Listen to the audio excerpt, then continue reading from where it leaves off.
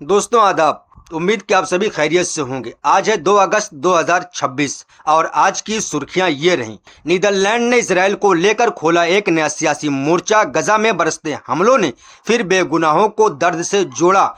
America के जंगी बेड़े पड़े कम, इसराइल की हिफाजत पर उठे सवाल।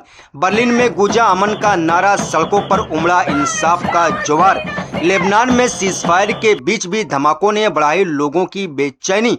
तो क्या अब थमेगी जंग की आग या दुनिया देखेगी नई तबाही की कहानी? जानेंगे इस रिपोर्ट में। मैं हूं रियाज अहमद और आप देख रहे हैं हमारा खास शो बातें दुनिया की। वीडियो में आगे बढ़ने से पहले मैं आपको बताना चाहूंगा मेरे 850 से ज्यादा सब्सक्राइबर हो चुके। जिन लोगों ने इस चैनल को सब्सक्राइब किया उनका बहुत बहुत शुक्रिया और मेरी दुआएं उन सभी लोगों के साथ। दोस्तों, इन तमाम खबरों के साथ साथ आज अल जजीरा न्यूज साइट पर एक विश्लेषण छपा है। इसमें इस बात को लेकर गहन चर्चा की गई। बहुत डीप तरीके से बताया गया कि आखिर डोनाल्ड ट्रंप ने ईरान पर बड़े हमले के मंसूबे को क्यों रोक दिया। मैंने कल अपनी वीडियो में बताया था कि डोनाल्ड ट्रंप यानी कि अमेरिका यानी कि पेंटागन ईरान पर बहुत बड़े हमले की तैयारी में, लेकिन आज खबर आई कि अमेरिका ने वो हमला मुलतवी कर दिया यानी उसको रोक दिया। तो आखिर ऐसा क्यों किया गया, इस बात को लेकर एक बहुत डीप तरीके से एनालाइज किया गया है अल जजीरा न्यूज चैनल पे। आगे इस वीडियो में हम उस पर भी बात करेंगे, लेकिन इससे पहले मिडिल ईस्ट से आ रही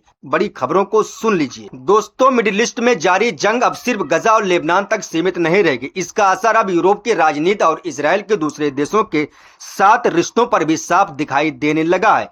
इस बीच नीदरलैंड ने इसराइल को लेकर एक ऐसा कदम उठाया है जिसने अंतर्राष्ट्रीय राजनीति में नई बहस छेड़ दी। नीदरलैंड की सुरक्षा और आतंकवाद विरोधी संस्था ने पहली बार इसराइल को ऐसे देश के रूप में पहचाना है जिसने डच जनता की सोच और वहां के राजनीतिक फैसलों को प्रभावित करने की कोशिश की। अब सवाल ये है कि आखिर इसराइल पर यह आरोप क्यों लगा। रिपोर्ट्स के मुताबिक एम्स्टर्डम में मकामी तेल अवीव फुटबॉल टीम से जुड़ी हिंसा के बाद इसराइल के प्रवासी मंत्रालय ने डच पत्रकारों और नेताओं को एक दस्तावेज भेजा था। बताया गया कि उस दस्तावेज में कुछ डच नागरिकों की निजी जानकारी भी शामिल थी। डच अधिकारियों को चिंता थी कि अगर लोगों की निजी जानकारी इस तरह सामने आएगी तो उन्हें धमकी मिल सकती है या उनके खिलाफ किसी तरह का हमला भी हो सकता है। यहीं से मामला सिर्फ राजनीतिक तक सीमित नहीं रहा, बल्कि इसे देश की सुरक्षा से जुड़ा मुद्दा भी माना जाने लगा। रिपोर्ट्स में नीदरलैंड के शहर द हेग में मौजूद अंतर्राष्ट्रीय आपराधिक अदालत यानी आईसीसी का भी जिक्र किया गया।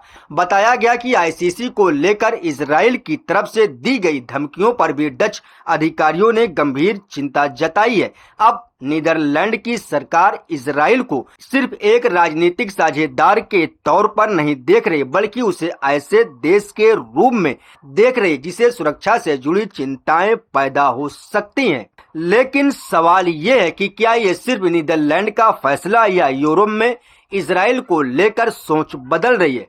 पिछले कुछ समय से यूरोप के कई देशों में गजा जंग को लेकर इसराइल की आलोचना बढ़ती जा रही है। कई जगह लोग सड़कों पर उतरकर जंग रोकने की मांग कर रहे। कई सरकारों पर भी दबाव बढ़ रहा है कि वे गजा में हो रहे हमलों को लेकर इसराइल से सख्त सवाल पूछें। ऐसे में नीदरलैंड का ये कदम इस बात का संकेत यानी इशारा माना जा रहा कि इसराइल पर कूटनीतिक दबाव लगातार बढ़ता जा रहा है। लेकिन दोस्तों, यूरोप में राजनीतिक बहस चल रही है और दूसरी तरफ गजा में जंग का सिलसिला अब भी जारी है। रिपोर्ट के मुताबिक गजा पट्टी में इजरायली हमले पूरी रात होते रहे और इत्तवार की सुबह यानी आज की सुबह तक नहीं रुके। इन हमलों में कम से कम 10 फलस्तीनी लोगों की मौत की खबर सामने आई, जबकि कई दूसरे लोग घायल हो गए हैं। हमले गजा के कई इलाकों में किए गए और इनमें आम लोगों के साथ साथ कई जरूरी इमारतों और दूसरी सुविधाओं को भी नुकसान पहुंचने की खबर है। इजरायली सेना का कहना है कि उसने हमास के ठिकानों पर कार्रवाई की है, लेकिन स्थानीय सूत्रों का दावा है कि इन हमलों में कई आम नागरिक भी प्रभावित हुए हैं और कई की शहादत हुई है। अस्पताल और राहत कर्मी लगातार ये पता लगाने की कोशिश कर रहे हैं कि कितने लोगों की मौत हुई और कितने लोग घायल हुए हैं। यानी नुकसान की पूरी तस्वीर अभी साफ नहीं है। हर नए हमले के बाद गजा में मातम छा जाता है। कई परिवार अपने लोगों को खो चुके और बड़ी संख्या में लोग पहले ही अपना घर छोड़ने पर मजबूर हो चुके हैं। गजा में हालात इसलिए भी ज्यादा मुश्किल हैं क्योंकि वहां दवाओं और ईंधन की भारी कमी बताई जा रही। ईंधन की कमी की वजह से अस्पतालों के लिए जरूरी मशीनें चलाना मुश्किल हो रहा। दवाओं की कमी के कारण घायल लोगों का इलाज करना भी एक बड़ी चुनौती बन चुका है। यानी एक तरफ लगातार हमले हो रहे हैं और दूसरी तरफ अस्पतालों के पास मरीजों के इलाज के लिए जरूरी सामान कम पड़ता जा रहा है। गजा पर इसराइल के हमले के बीच एक नई और बेहद गंभीर खबर सामने आई। अमेरिकी सेना के एक बड़े अधिकारी ने पेंटागन को ऐसी चेतावनी दी जिससे इजराइल की सुरक्षा को लेकर नई चिंता पैदा हो गई है। बताया जा रहा है कि अमेरिका के पास ईरानी मिसाइलों से इजराइल की रक्षा के लिए पर्याप्त नौसेना युद्धपोत नहीं बचे हैं। आखिर अमेरिका के युद्धपोतों की कमी क्यों हो रही है और क्या अमेरिका को अब अपनी सुरक्षा और इजराइल की सुरक्षा में से किसी को चुनना पड़ सकता है? इस बड़े सवाल का जवाब हम इस रिपोर्ट में देंगे। दोस्तों, रिपोर्ट के मुताबिक अमेरिकी सेना के एक बड़े अधिकारी ने पेंटागन को बताया है कि ईरानी मिसाइल हमलों से इजराइल की रक्षा के लिए अमेरिका के पास पर्याप्त नौसेना विध्वंसक जहाज यानी डिस्ट्रॉयर नहीं बचे हैं। अब सवाल ये है कि आखिर युद्धपोत लंबे समय से अलग अलग सैन्य ऑपरेशनों में लगे हुए हैं। लगातार तैनाती की वजह से इन जहाजों के रखरखाव और मरम्मत का काम भी पीछे छूटता जा रहा है। यानी जहाज मौजूद तो हैं, लेकिन हर जहाज तुरंत किसी नए ऑपरेशन के लिए तैयार हो ये जरूरी नहीं है। ये गंभीर चेतावनी नेटो के यूरोपीय supreme allied commander general Alexus Grynkewich ने पेंटागन के बड़े अधिकारियों को एक लिखित संदेश यानी पैगाम में दिया है। उन्होंने साफ कहा कि अगर अमेरिका को और नौसेना डिस्ट्रॉयर नहीं मिले तो मुस्तकबिल में उन्हें एक बहुत मुश्किल फैसला लेना पड़ सकता है। उन्हें ये चुनना पड़ सकता है कि पहले अमेरिकी हितों और अमेरिकी ठिकानों की रक्षा की जाए या फिर ईरानी मिसाइलों से इजराइल की रक्षा की जाए।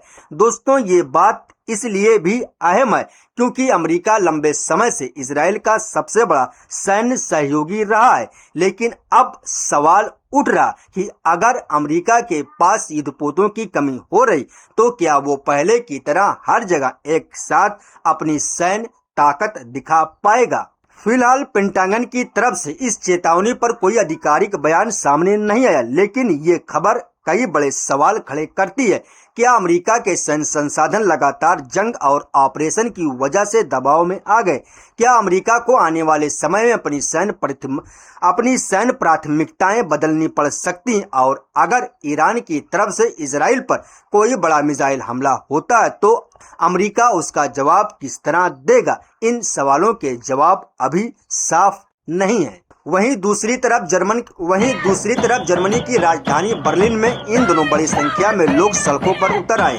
प्रदर्शनकारियों ने एक बड़ी रैली निकाली जिसमें गजा के आम लोगों के समर्थन में नारे लगाए गए। रैली में शामिल लोग गजा में जारी जंग को रोकने, जंग बंदी लागू करने और आम नागरिकों की सुरक्षा की मांग कर रहे हैं। एक प्रदर्शनकारी ने भीड़ की क़यादत करते हुए गजा के लोगों के समर्थन में नारे लगाए और बड़ी संख्या में लोगों ने उसके साथ अपनी आवाज मिलाई। ये सिर्फ बर्लिन की एक रैली नहीं, यूरोप और दुनिया के कई देशों में पिछले कुछ समय से गजा जंग के खिलाफ लगातार प्रदर्शन हो रहे हैं। कई शहरों में लोग सड़कों पर उतरकर ये सवाल पूछ रहे हैं कि आखिर गजा में आम लोगों की मौतें कब रुकेंगी। कई प्रदर्शनकारी चाहते हैं कि दुनिया की सरकारें सिर्फ बयान देने के बजाय जंग रोकने के लिए कोई ठोस कदम उठाएं। बर्लिन की ये रैली उसी बड़े आंदोलन का हिस्सा मानी जा रही। इससे पहले यूरोप के कई बड़े शहरों में इस तरह के प्रदर्शन हो चुके हैं जिनमें बड़ी संख्या में लोगों ने हिस्सा लिया था। लेकिन सवाल ये है कि क्या इन प्रदर्शनों यानी मुजाहरों का सरकार की नीतियों पर कोई असर पड़ेगा? क्या यूरोपीय देश इसराइल पर जंगबंदी के लिए दबाव बढ़ाएंगे या फिर ये प्रदर्शन सिर्फ सड़कों तक सीमित रह जाएंगे? इन्हीं सवालों के बीच अब एक और गंभीर खबर सामने आई। संयुक्त राष्ट्र ने दक्षिण लेबनान में इजरायली सेना की तरफ से हो रहे बड़े पैमाने पर नुकसान और लगातार धमाकों को लेकर गहरी चिंता जताई है। सबसे हैरान करने वाली बात यह है कि ये सब ऐसे समय में हो रहा जब वहां संघर्ष विराम लागू होने की बात कही जा रही है। अब सवाल ये है कि अगर संघर्ष विराम है तो फिर दक्षिण लेबनान में हवाई हमले और गोलाबारी क्यों की जा रही? संयुक्त राष्ट्र ने सभी पक्षों से अपील की है कि वे संघर्ष विराम यानी जंग बंदी का पूरी तरह से पालन करें और अंतर्राष्ट्रीय कानून का सम्मान यानी उसकी इज्जत करें। लेकिन जमीन पर हालात कुछ और ही कहानी बयान कर रहे हैं। रिपोर्ट के मुताबिक युद्ध विराम की घोषणा के बाद भी लेबनान में 800 से ज्यादा लोगों की मौत हो चुकी है और हजारों लोग घायल हुए हैं। लगातार जारी विस्थापन के आदेशों की वजह से करीब 95,000 लोगों को अपने घर छोड़कर सुरक्षित जगहों की तरफ जाना पड़ा है। यानी संघर्ष विराम यानी जंग बंदी के बावजूद आम लोगों की मुश्किलें कम नहीं हुई हैं। संयुक्त राष्ट्र ने स्वास्थ्य सुविधाओं पर होने वाले हमलों की निंदा भी की, लेकिन जब अस्पताल और स्वास्थ्य केंद्र प्रभावित होते हैं तो घायलों का इलाज करना और भी मुश्किल हो जाता है। दोस्तों, मिडिल ईस्ट में जंग की आग अब सिर्फ एक इलाके तक सीमित नहीं रही, बल्कि इसकी तपिश यूरोप की राजनीति तक भी पहुंच चुकी है। अमेरिका की सैन्य ताकत पर सवाल खड़े कर रही है और दुनिया को एक नए कूटनीतिक संकट की तरफ धकेल रही है। अब दुनिया की नजर इस बात पर टिकी कि क्या बातचीत और जंग बंदी से शांति का रास्ता निकलेगा या फिर गजा और दक्षिण लेबनान में जारी ये तनाव आने वाले दिनों में किसी और बड़े संकट का रूप लेगा। ये आने वाला वक्त ही बताएगा। दोस्तों, अब आगे इस वीडियो में बात करते हैं उस विश्लेषण यानी आर्टिकल की जो अल जजीरा न्यूज वेबसाइट पर पब्लिश हुआ है, जिसमें बताया गया है कि आखिर डोनाल्ड ट्रंप ने ईरान पर हमले को क्यों टाला। दोस्तों, पिछले कई महीनों से अमेरिका और ईरान के बीच चल रही जंग ने पूरी दुनिया को चिंता बढ़ाई है। कभी अमेरिका की तरफ से बड़े हमले की धमकी आती है तो कभी ईरान जवाबी कार्रवाई के लिए तैयार रहने का ऐलान करता है। लेकिन अब अचानक अमेरिकी राष्ट्रपति डोनाल्ड ट्रंप ने ईरान पर होने वाला एक बहुत बड़ा हमला रोक दिया। अब सबसे बड़ा सवाल यह है कि आखिर ट्रंप ने ऐसा क्यों किया? क्या अमेरिका सच में जंग रोकना चाहता है या फिर इसके पीछे कोई बड़ी डील तैयार हो रही है? ट्रंप ने कहा कि अमेरिका ईरान के खिलाफ हमला करने के लिए पूरी तरह तैयार था। अमेरिका के हथियार तैयार थे और सेना भी कार्रवाई के लिए तैयार थी। लेकिन तभी ईरान और मिडिल ईस्ट के कुछ दूसरे देशों की तरफ से उनसे हमला रोकने की अपील की गई। ट्रंप का दावा है कि इसके बाद उन्होंने दुनिया के बेहतर मुस्तकबिल और ईरान की तरक्की को ध्यान में रखते हुए हमला रोकने का फैसला किया। लेकिन ये फैसला एक शर्त के साथ लिया गया है। ट्रंप ने कहा कि अब ईरान के साथ बहुत जल्द एक समझौता होना चाहिए। उनका कहना है कि इस डील के कुछ अहम दायरे पहले भी तय हो चुके हैं, लेकिन यहाँ कहानी में एक बहुत बड़ा मोड़ आता है। ईरान ने ट्रंप के इस दावे को पूरी तरह खारिज कर दिया। ईरान का कहना है कि उसने अमेरिका से हमले रोकने की कोई गुजारिश नहीं की। ईरानी अधिकारियों ने ट्रंप के इस बयान को एक नया झूठ बताया। यानी एक तरफ ट्रंप कह रहे हैं कि ईरान और दूसरे देशों ने उनसे हमला रोकने की अपील की, जबकि दूसरी तरफ ईरान साफ कह रहा है कि उसने ऐसी कोई अपील अमेरिका से नहीं की। तो फिर सच क्या है? क्या पर्दे के पीछे अमेरिका और ईरान के बीच कोई बातचीत चल रही है? क्या किसी दूसरे देश ने दोनों को जंग से पीछे हटने के लिए राजी किया, या फिर ट्रम्प किसी ऐसे डील का इशारा कर रहे हैं जिसके बारे में अभी दुनिया को पूरी जानकारी नहीं दी गई? ट्रम्प ने जिस डील की बात की है उसमें सबसे अहम मुद्दा स्ट्रेट ऑफ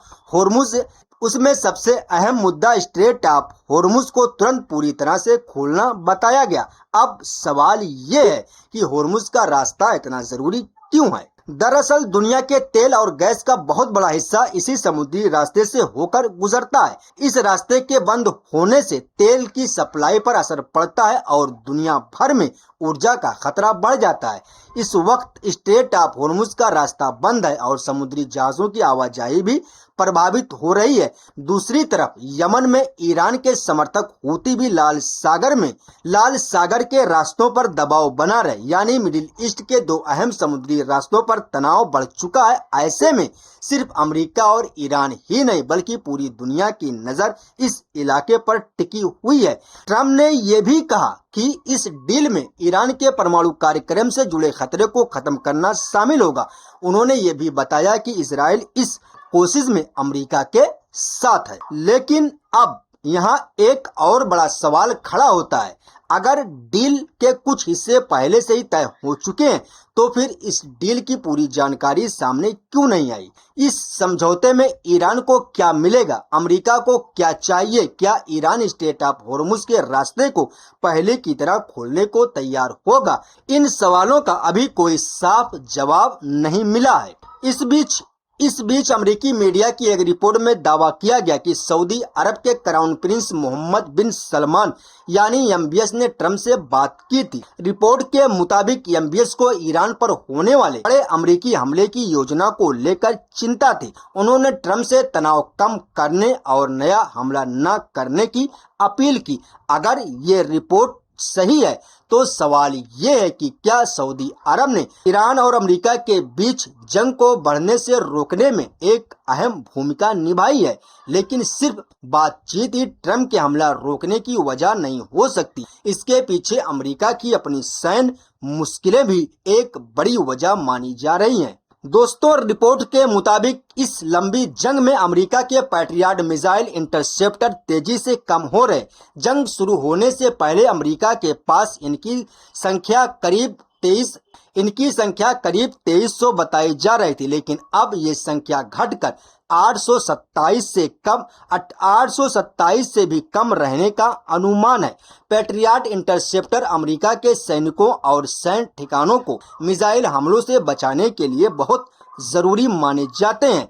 अमेरिका के कुछ नेताओं ने भी चिंता जताई है कि अगर ये मिसाइलें इसी तरह कम होती रहीं तो मुस्तकबिल में किसी दूसरे बड़े संघर्ष के दौरान अमेरिका को मुश्किल हो सकती है।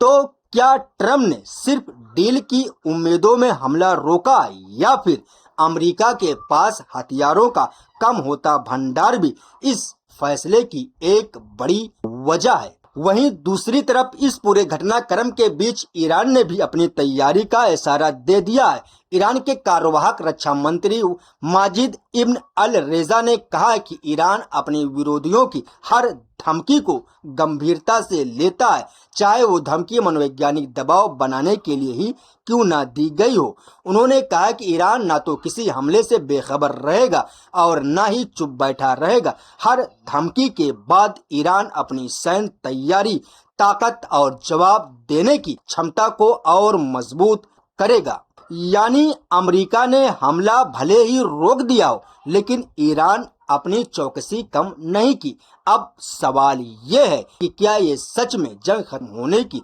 शुरुआत है, या फिर ये सिर्फ कुछ दिनों का एक छोटा सा विराम है जिसके बाद हालात दोबारा बिगड़ सकते हैं। क्योंकि जंग के हथियार भले कुछ समय के लिए शांत हो जाएं, लेकिन जब तक दोनों देशों के बीच साफ और पक्का समझौता नहीं होता, तब तक मिडिल ईस्ट पर मंडरा रहा खतरा खत्म होना नहीं माना जा सकता। और अब कहानी का सबसे बड़ा राज यही है कि आखिर ट्रम्प जिस डील का बार बार जिक्र कर रहे हैं वो डील है क्या? ना तो अमेरिका ने इन समझौते की पूरी जानकारी दी और न ही ईरान ने किसी ऐसी डील की तस्दीक की है। यहाँ तक कि मिडिल ईस्ट के उन देशों ने भी कोई साफ जानकारी नहीं दी जो अमेरिका और ईरान के बीच बातचीत कराने की कोशिश कर रहे हैं। लेकिन इतना जरूर है कि कतर, संयुक्त अरब अमीरात, तुर्की और पाकिस्तान जैसे कई देश लगातार दोनों पक्षों से तनाव कम करने और बातचीत की तरफ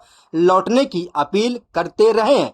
इन देशों को डर है कि अगर अमेरिका और ईरान के बीच जंग फिर से तेज हुई तो इसका असर सिर्फ इन दोनों देशों तक सीमित नहीं रहेगा, पूरे खाड़ी में हालात बिगड़ सकते हैं और तेल गैस की सप्लाई पर भी असर पड़ सकता है। कुल मिलाकर अल जजीरा का यह आर्टिकल कहता है कि डोनाल्ड ट्रंप ने ईरान पर बड़ा हमला सिर्फ इसलिए नहीं रोका कि मोहम्मद बिन सलमान ने उनसे फोन पर कहा कि ईरान पर कोई हमला मत कीजिए, बल्कि डोनाल्ड ट्रंप ने ईरान पर हमला इसलिए भी टाला कि ईरान की ताकत का मुकाबला करने के लिए अमेरिका के पास संसाधन बहुत कम है और इससे अमेरिकी हितों और इजराइल को बहुत बड़ा नुकसान हो सकता है अगर ईरान पलटवार करेगा। यही कारण है, यही वजह है अमेरिका ने फिलवक्त ईरान पर बड़े हमले का प्लान टाल दिया। अभी के लिए बस इतना ही। बहुत बहुत शुक्रिया। मिलते हैं अगली में, तब तक अपना ख्याल रखिए। अल्लाह हाफिज।